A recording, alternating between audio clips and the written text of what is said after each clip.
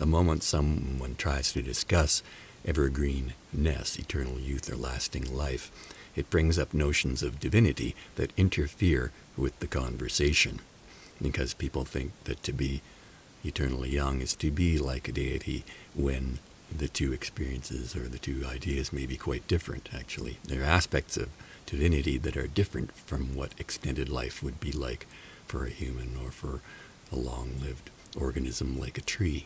And a lot of these have to do with the letter I, or the visual organ, the eye, and maybe thought of in terms of those puns, those alternate meanings. One is the multiplicity. A deity may be part of a trinity, so it is three eyes, it is three selves in one, three first-person singulars combined into one. And they are maybe different forms of the individual deity, the I deity, that are sent down to do various jobs, like avatars and angels.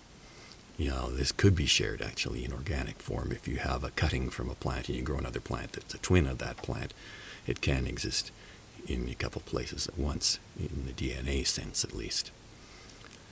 Changelessness is another aspect that is different and is imparted to deities, and that people bring over into the conversation when you're discussing the possibility of people living young, extended lives. But for somebody like Jesus, who says, before Abraham was, I am, here's a transcendence of time. He's always the same, past, present, and future, and remains the same all through.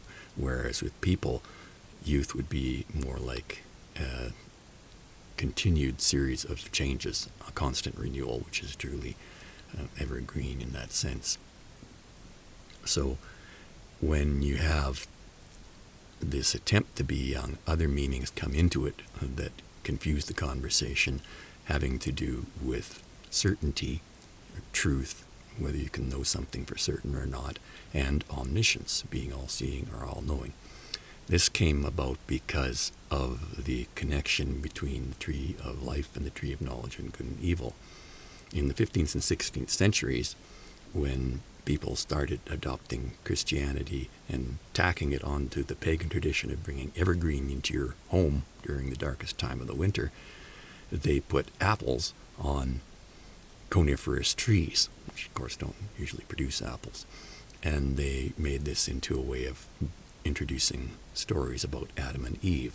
But that tags on the notion of wanting knowledge, wanting to be all-seeing and all-knowing, to the symbol of youth and immortality, the evergreen tree. There's also a connection in that the third eye, the all-seeing eye of providence, is associated with the pineal gland, which looks like a pine cone and is symbolically the eye inside the head. And this one is, by definition, a third eye, much like the word definition contains three eyes, or there's past, present, and future, or parts of a trinity. So there are all these connections that somehow come into the conversation having to do with three eyes, and that confuse the issue when you're comparing what youth would be like for a person versus a deity. There's also a continuous turnover in these stories having to do with evergreenness between pagan and Christian. In medieval times, there was originally a pagan tradition of bringing evergreen plants into your house, and that got tacked on, the apple added to it when the Christians came along. Whereas in modern age, the evergreen movies that I've talked about in a previous video are about this the Christian or Judeo Christian tradition in some ways being supplanted.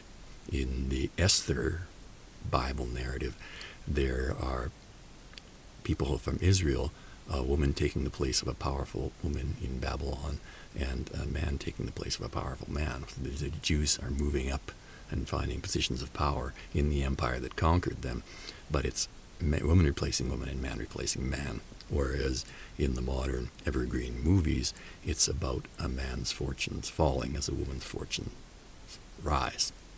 So there are these switches in how the story plays out depending on whether they're Christian or something other than Christian in the modern case.